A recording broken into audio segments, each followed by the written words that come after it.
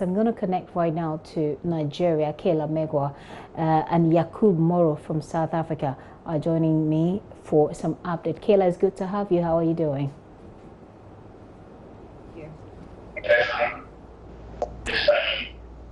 Hi, Yakub. How are you doing? Can you hear me?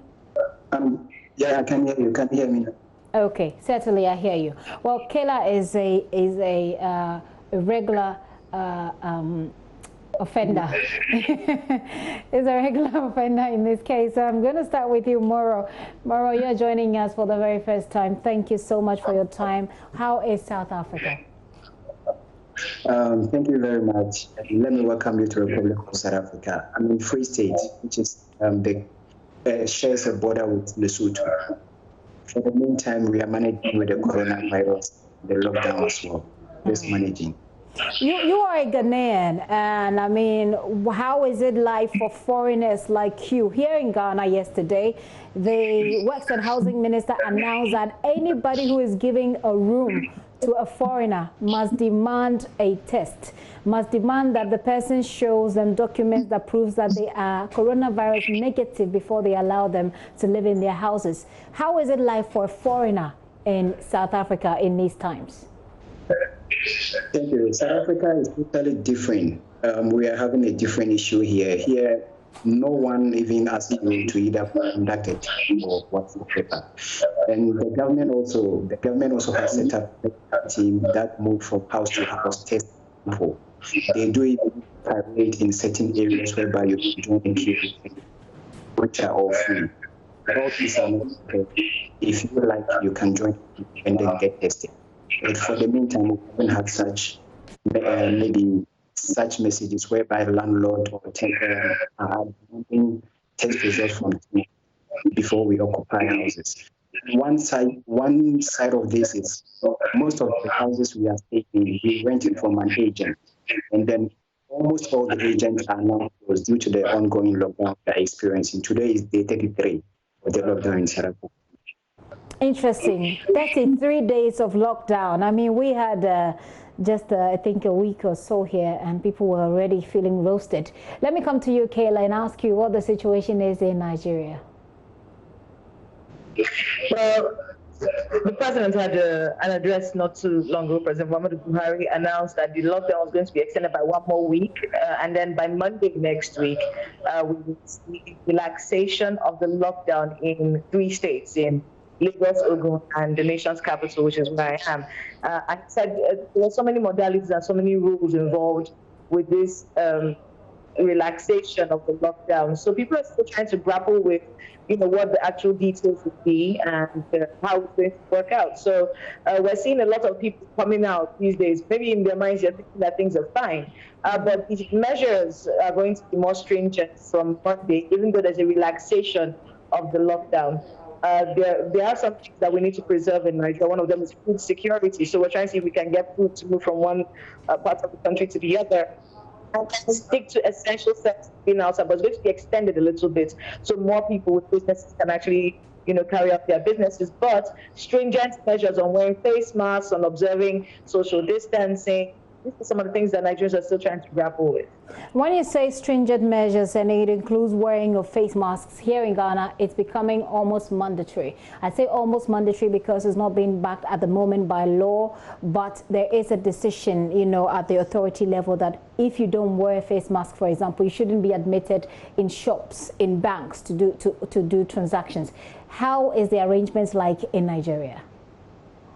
I think it's going to be the same because after the president's speech, we started seeing that in many places, they wouldn't let you into many places if you're not wearing a face mask. I walked around some places in the city center today, and people were all wearing face masks. So I think, and then there's also a discussion about which face masks are good and which ones are efficient.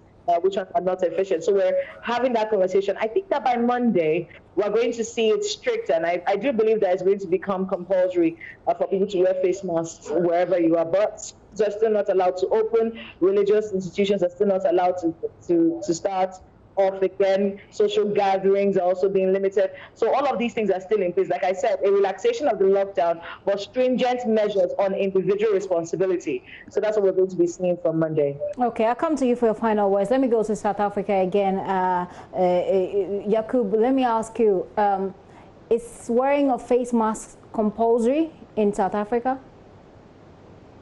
It is not compulsory, but it is recommended. The President Cyril Ramaphosa came out to recommend it for all of us to wear it wherever we go. And then also on top of that, our current lockdown is going to expire tomorrow, but the President is going to address us. And with the measures being put in place, we can probably confirm that there's going to be extension of the lockdown plus a curfew. The curfew is going to start from 8 p.m.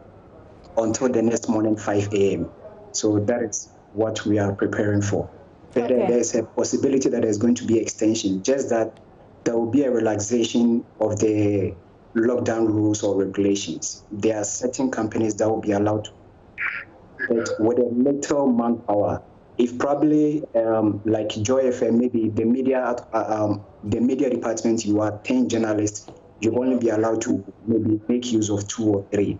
That is the new regulations we're going to have coming tomorrow. Interesting.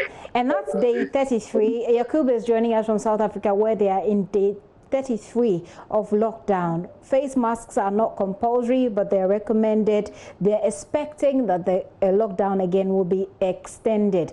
One of the key issues that have come up is PPEs for health workers. We just spoke to someone from Germany where some doctors are staging a naked protest.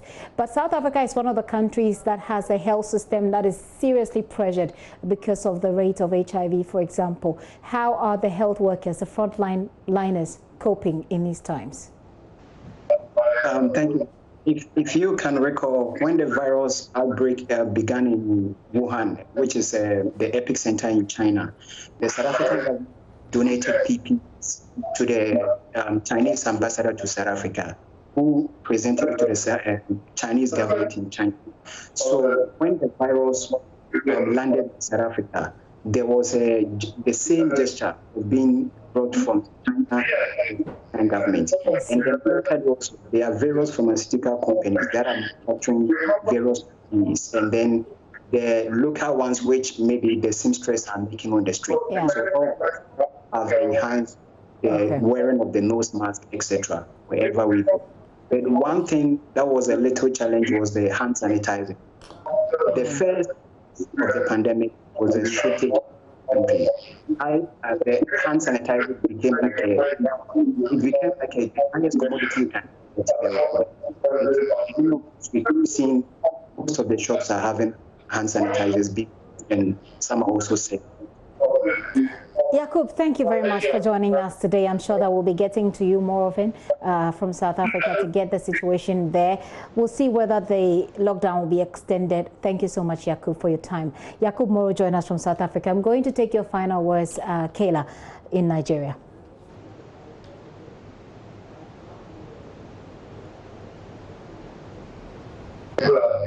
Okay, yes, Kayla, you're there.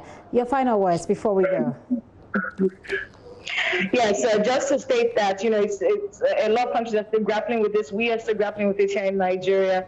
We're going to watch how Monday is going to be. Yes, there's going to be a curfew from Monday, 8 p.m. till 6 a.m. and then limited movement during the day. Interstate travel will also be monitored.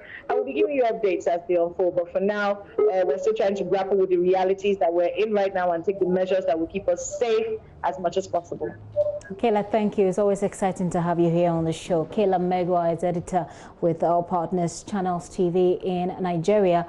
She joined us from Nigeria. And we also had Moro Yakub, who joined us from South Africa. And as you're hearing Moro say, it's possible that there will be an extension of the lockdown in South Africa from tomorrow. It's also possible that there will be a curfew from 8 to 5 p.m. Kayla is saying the same thing in Nigeria, the possibilities of a curfew in Nigeria, she says, is also expected. We'll be here to brief you, to give you all of the update from those countries.